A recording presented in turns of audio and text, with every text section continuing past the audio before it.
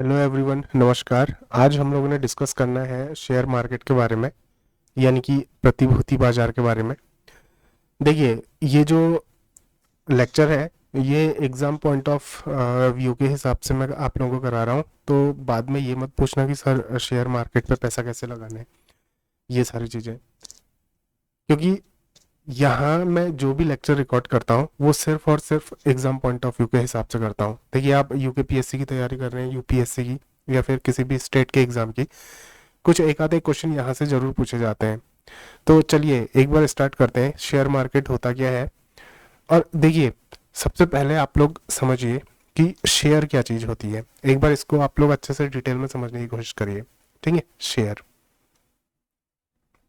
देखिए, शेयर क्या होता है उसको समझने के लिए एक एग्जाम्पल हम लोग लेते हैं। देखिए, क्या है कि मान लीजिए आप लोग ने एक बिजनेस स्टार्ट करना है। ठीक है, मान लीजिए कोई ऐसा बिजनेस है जिसमें आप लोगों को 10 लाख रुपए की जरूरत है और आपके पास बिजनेस स्टार्ट करने के लिए सिर्फ 5 लाख रुपीज है। ठीक है, आपने बिजनेस कितने का स्टार्ट करना है? आपने बिजनेस स्टार्ट करना है 10 लाख रुपए का, और आपके पास जो अमाउंट है वो कितना है? 5 लाख। तो अब ऐसे में यहाँ से दो सिचुएशन पैदा होती है। पहली सिचुएशन क्या है? देखो, आपको है 5 लाख रुपए की जरूरत। तो आप लोग क्या करिए, अपने किसी दोस्त से, ठीक है, आप 5 लाख रुपए ले लीजिए। किसी रिश्तेदार से आप 5 लाख रुपए ले लीजिए, या फिर आप बैंक में जाइए और लोन ले लीजिए। ये कुछ तरीके हैं पैसे इकट्ठा करने के। अब ये जो तरीके हैं पैसे इकट्ठा करने के, इसमें कुछ प्रॉब्लम है। प्रॉब्लम क्या है? देखिए, आपने अपने किसी दोस्त से, किसी रिश्तेदार से 5 लाख रुपए लिए, तो इस बात की कोई गारंटी नहीं है कि वो दोस्त आपसे वो 5 लाख रुपए ठीक है कब मांगेगा। हो सकता है कि उसको जरूरत पड़े और वो आपसे मांगने लग जाए, और आपका बिजनेस अच्छे से अभी रन भी नहीं कर रहा है। तो फिर आप उसको 5 लाख रुपए कहाँ से लौटाएंगे? तो ये जो तरीका है थोड़ा सा दिक्कत करने वाला तरीका है। दूसरा तरीका, अगर आप बैंक से लोन लेते हैं तो ऐसे में क्या होता है? देखिए, आपने वो जो लोन लिया है 5 लाख रुपए का, उसमें आपने ब्याज देना पड़ेगा, इंटरेस्ट देना पड़ेगा।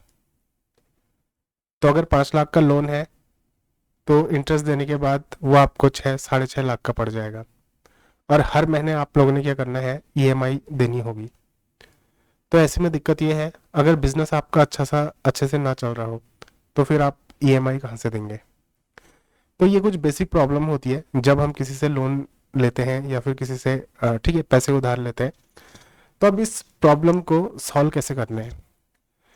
तो देखिए, कुछ जो बिजनेस माइंडेड लोग होते हैं उनका मानना क्या होता है, हालांकि ये मानना थोड़ा सा गलत है, बट उनका मानना क्या होता है? उनका मानना ये होता है कि बिजनेस में अपना पैसा मत लगाओ, बिजनेस में आप क्या करो? दूसरों का पैसा लगाओ। अगर बिजनेस डूबेगा तो दूसरों का पैसा डूबेगा। कुछ लोग इस मानसिकता के साथ आगे बढ़ते हैं, बट हालांकि ये मानसिकता एथिकली ठीक है ठीक नहीं है।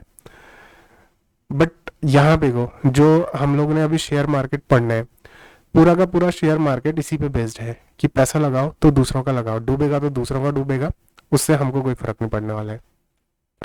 अब ये सारा काम होता किस तरीके से है उस चीज को समझिए। देखिए, मुझको बिजनेस स्टार्ट करने के लिए कितने रुपए की जरूरत थी? 10 लाख रुपए की। मेरे पास ऑलरेडी कितने थे? 5 लाख रुपए थे। तो अब यहाँ पे को मुझको 5 लाख रुपए इकट्ठा करने हैं मार्केट से। तो अब मैं क्या करूंगा? मैं एक प्रिंटिंग प्रेस पे जाऊंगा। ठीक है, मैं क्या करूंगा? एक प्रिंटिंग प्रेस में जाऊंगा। अब प्रिंटिंग प्रेस में जाने के बाद मैंने क्या किया? जो 5 लाख रुपए मेरे पास है उससे मैंने 5 लाख, ठीक है, छोटे छोटे पर्चे छपा दिए इस तरीके से। देखिए, मान लीजिए मैंने इस तरीके से कुछ क्या छपा दिए, 5 लाख पर्चे छपा दिए। अब होगा क्या कि ये जो पर्चा होगा ये 1 रुपए का एक पर्चा छपा होगा। तो 5 लाख के हिसाब से 5 लाख के हिसाब से मेरे कितने पर्चे छपे होंगे? टोटल 5 लाख पर्चे मेरे छपे होंगे। अब मैं इस पर्चे में क्या करूंगा? मान लीजिए मेरी कंपनी का नाम है PWS, ये मेरी कंपनी है। अब मैं क्या बोलूंगा कि ये जो पर्चा है ये PWS का एक शेयर है और इस शेयर की जो कीमत है वो है 10 रुपए। और मैं इसमें कुछ कंडीशन रख दूंगा कि अगर आप इस शेयर को खरीदते हो तो आपको 1 साल बाद या फिर 6 महीने बाद, 2 साल बाद, जो भी आपका टाइम पीरियड होगा, इस 10 रुपए के बदले आपको 12 रुपए मिलेंगे। ये क्या है? मैंने एक शेयर बना दिया। ठीक है, इसको मैं थोड़ा सा फोकस कर देता हूं। तो देखिए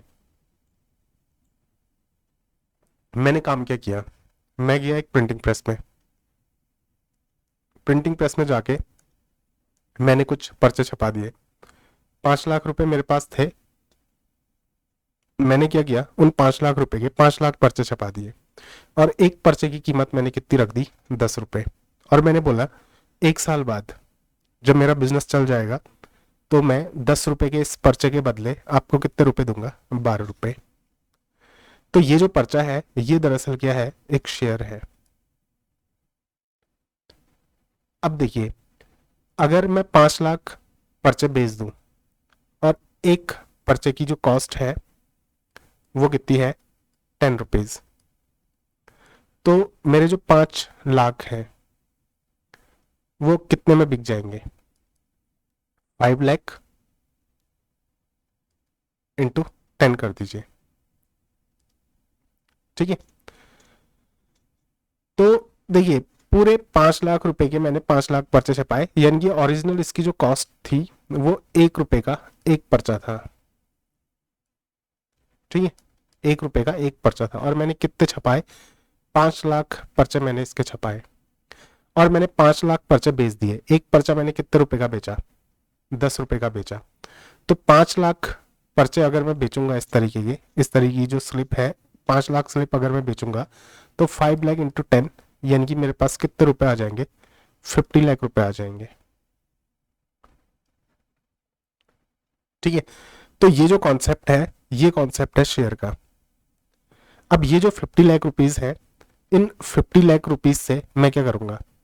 मुझको अपने बिजनेस को स्टार्ट करने के लिए कितने रुपए की जरूरत थी? 10 लाख रुपए की।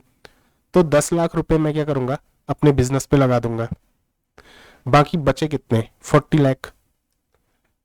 इस 40 लाख से मैं क्या करूंगा? इस बिजनेस को रन करूंगा।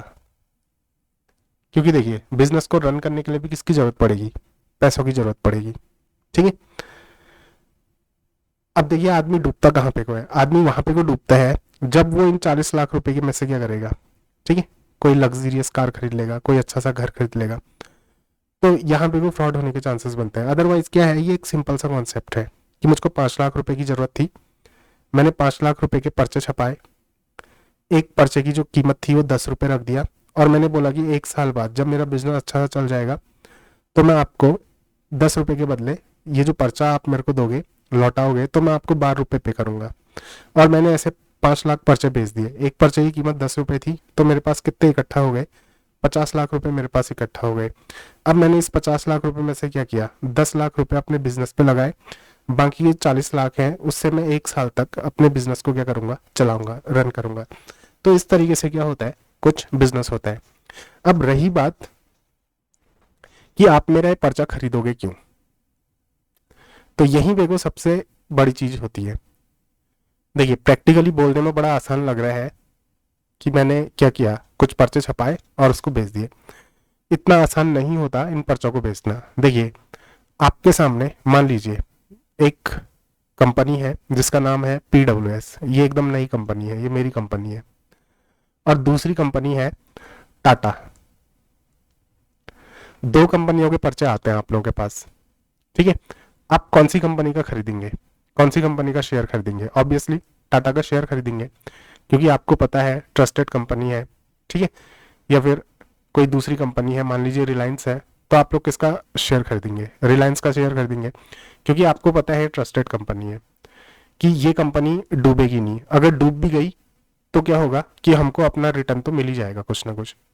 अब क्या होगा कि एक इंसान, मान लीजिए किसी इंसान ने क्या किया, 1 लाख पर्चे खरीद लिए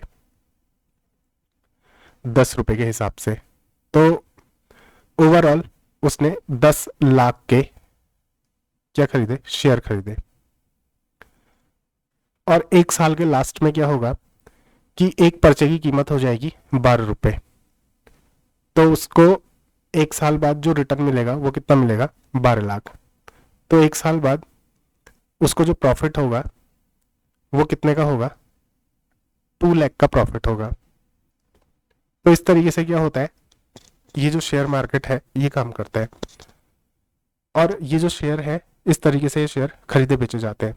अब जब कोई कंपनी क्या करती है, अपने शेयर मार्केट में उतारती है, ठीक है, इसका मतलब क्या है कि वो अपने बिजनेस को चलाने के लिए पैसे इकट्ठा कर रही है। मार्केट से क्या है, पैसा इकट्ठा करना है उसने। लोग उस कंपनी के शेयर खरीदेंगे तो कंपनी के पास पैसा आएगा, ठीक है। और जब कंपनी के पास पैसा आएगा तो कंपनी क्या करेगी, अपने बिजनेस को, आय को रन करेगी।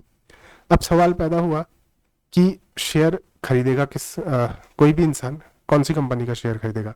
ऑब्वियसली जो ट्रस्टेड कंपनी होगी। तो कुछ कंपनियां हैं जो क्या करती हैं, रेटिंग देती हैं, ठीक है, किसको, अलग अलग कंपनीज को। जैसे मान लीजिए रिलायंस है, टाटा है, महिंद्रा है, ठीक है, हल्दीराम है, ये जो अलग अलग कंपनियां हैं, नेस्ले है, इन सबको क्या होगा, रेटिंग दी जाएगी। और इस रेटिंग के आधार पे लोग डिसाइड करेंगे कि हमने कौन सी कंपनी का शेयर खरीदना है। और ये जो कागज का टुकड़ा था, ये कागज का टुकड़ा क्या है, सिंपली एक शेयर है। तो देखिए शेयर कोई बहुत अलग सी चीज नहीं है, वो सिर्फ क्या है कि मार्केट से अगर पैसा इकट्ठा करना है तो पैसा इकट्ठा करने की एक टेक्निक है। और जब कोई कंपनी पहली बार अपने शेयर जारी करती है तो उसको क्या बोला जाता है, आईपीओ बोला जाता है, इनिशियल पब्लिक ऑफरिंग इसको बोला जाता है, ठीक है। तो इस लेक्चर में हमने क्या करना है कि शेयर को समझना है, शेयर क्या होता है वो चीज आप लोग अभी समझे। शेयर मार्केट से जुड़े कुछ टर्म्स हैं उनको समझना होता है, और शेयर मार्केट किस तरीके से काम करेगा, ठीक है, एनएससी क्या होता है, बीएससी क्या होता है, ये सारी चीजों को हम लोगों ने समझना है। तो अब एक चीज देखिए, जैसे ये था आप लोगों का, इसमें देखिए जैसे ये क्या है कि अब आजकल तो सारा काम ऑनलाइन होता है, बट पहले के टाइम पे क्या होता था, जो पेपर वर्क होता था उसमें काम होता था। और जो शेयर होते थे वो कुछ स्टेप के होते थे। देखिए ये जैसे क्या है, ये कोका कोला कंपनी का एक शेयर है, ठीक है, ये क्या है, एक मिनट सॉरी, हाँ, देखिए ये क्या है, कोका कोला कंपनी का एक शेयर है।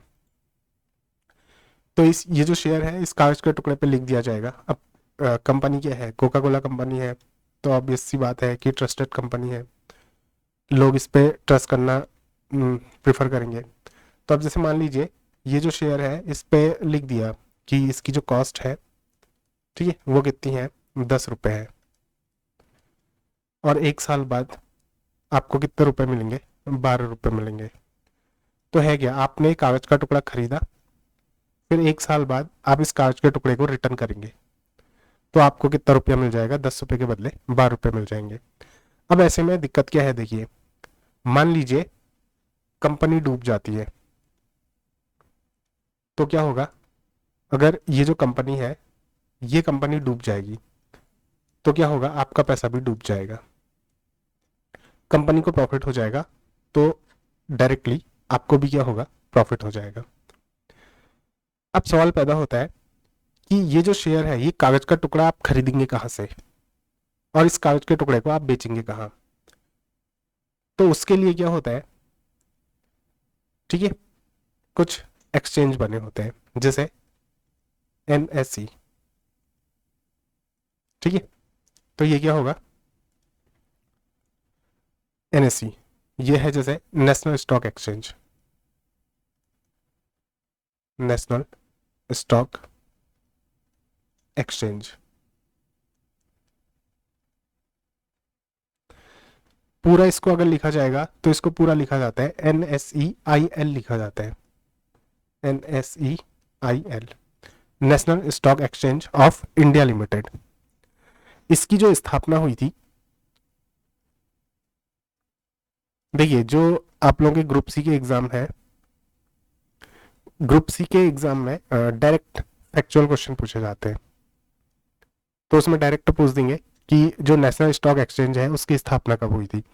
इसकी स्थापना जो हुई थी वो हुई थी 1992 में, और 1994 से इसने अपना काम करना क्या कर दिया था, स्टार्ट कर दिया था। और देखिए अब इसको कुछ बैंक्स हैं जो क्या करेंगे, इसको स्पॉन्सर करेंगे।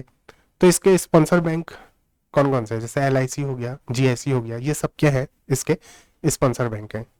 ठीक है, उसी तरीके से हाँ, इसके 2 सूचकांक हैं, इसको याद रखना। इसके जो सूचकांक हैं, ये 2 सूचकांक हैं, एक है S&P CNX 50 और दूसरा इसका सूचकांक है S&P CNX 500। देखिए अगर एग्जाम में पूछा जाएगा ना, इतना ही पूछा जाएगा, उससे ज़्यादा इसमें डिटेल में नहीं पूछा जाएगा। स्थापना कब हुई थी और ये जो सूचकांक है वो किसके सूचकांक है, option A NSE, option B BSE।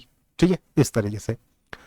वैसे ही एक दूसरा एक्सचेंज है OTCEI, दूसरा एक्सचेंज है OTCEI, OTCEI। ये होता है क्या, over the counter, over the counter stock exchange of India limited, stock exchange of India limited, India limited,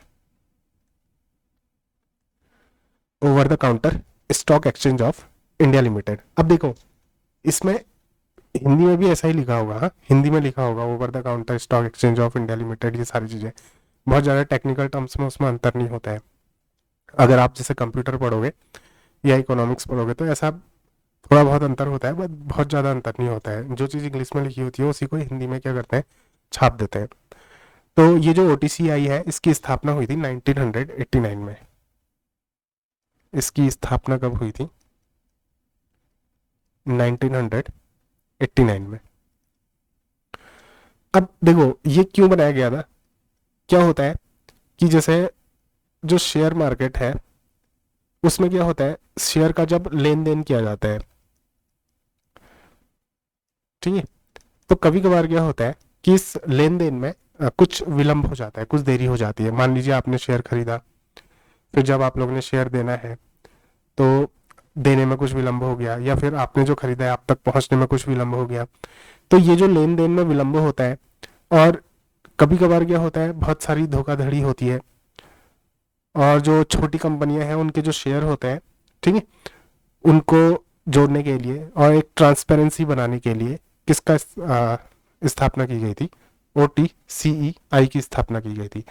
तो ये जो है वो इन सारी चीज़ों को देखेगा कि जो शेयरों का लेन देन है उसमें ज़्यादा विलंब ना हो, ट्रांसपेरेंसी बनी रहे, ठीक है, कोई भी धोखाधड़ी ना हो, या फिर जो छोटी कंपनियों के शेयर हैं उनको मार्केट से जोड़ा जाए। इन सब चीज़ों के लिए क्या बनाया गया था, OTCEI बनाया गया था। एक होता है आप लोगों का ISEIL, ISEIL, ठीक है, ये होता है इंटरकनेक्टेड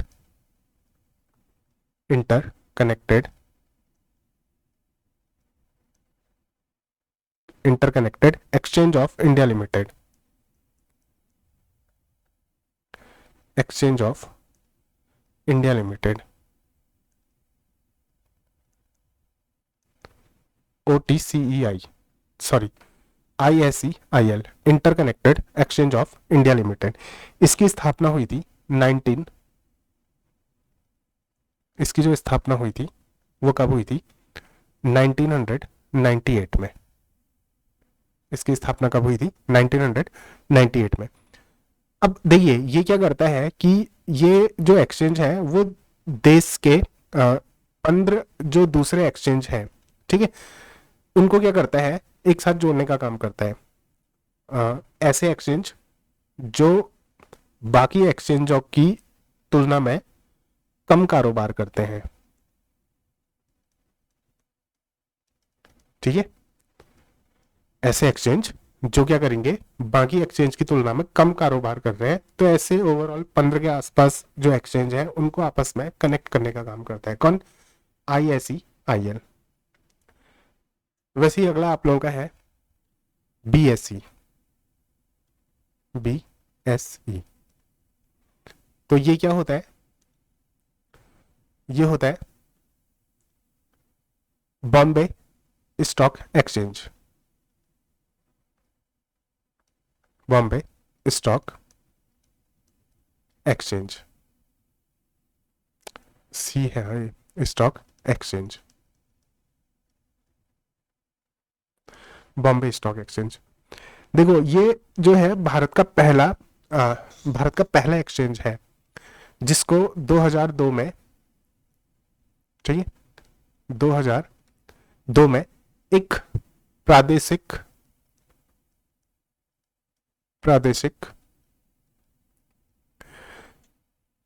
सॉरी ये 2002 तक एक प्रादेशिक एक्सचेंज के रूप में क्या करता था? काम करता था। और 2002 में इसको क्या किया गया? एक राष्ट्रीय स्टॉक एक्सचेंज बनाया गया।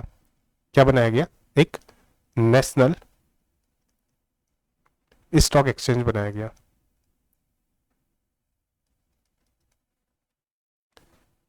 दो हजार दो तक क्या करता था? 2002 तक ये एक प्रादेशिक स्टॉक एक्सचेंज की तरह काम करता था, और 2002 में इसको क्या बनाया गया? एक नेशनल स्टॉक एक्सचेंज में कन्वर्ट कर दिया गया। और आज भी क्या होता है कि जो शेयर मार्केट का ऑलमोस्ट 75% जो काम है वो इसी एक्सचेंज के थ्रू होता है। इसके कुछ सूचकांक हैं, जैसे क्या होता है? जैसे सेंसेक्स हो गया, ठीक है, ये क्या है? BSE का क्या है? एक सूचकांक है। तो BSE का एक संवेदी सूचकांक है सेंसेक्स। इसमें अधिसूचित जो 30 कंपनियां हैं ये उनका सूचकांक है। अब देखो क्या होगा, कंपनियों ने इनमें लिस्टेड होना पड़ेगा। तो 30 कंपनियों का क्या है? ये सूचकांक है। अब हाँ देखिए, जो मैंने नोट्स बनाए थे वो 1-2 साल पहले के नोट्स हैं। तो करेंटली इसमें कितनी कंपनियां हैं ये मैं आप लोगों का क्या है, देखिए अभी जो भी हम लोगों की ये जो सीरीज चली आ रही है किसकी? इकोनॉमिक्स की। तो इसमें देखिए कहीं कहीं पे को क्या होगा कि डेटा पुराना होगा। तो जब ये सीरीज लेक्चर सीरीज खत्म हो जाएगी, अभी टेक्निकल जो चीज़ें हैं वो मैं आप लोगों को समझा रहा हूँ, जब ये लेक्चर सीरीज खत्म हो जाएगी फिर मैं करंट अफेयर से रिलेटेड चीज़ें बनाऊंगा। और इन सारी चीज़ों को, जैसे अभी इसमें है कि 30 जो कंपनियां हैं इसमें लिस्टेड हैं, तो करेंटली कितनी कंपनियां लिस्टेड हैं और क्या है, ये सारी चीज़ें मैं आप लोगों को क्या करूँगा उसमें अच्छे से समझाऊंगा कि करंट में क्या क्या चेंजेस आए हैं। क्योंकि इकोनॉमिक्स जो है वो मोस्टली क्या होता है एग्जाम में करंट अफेयर से ही पूछा जाता है।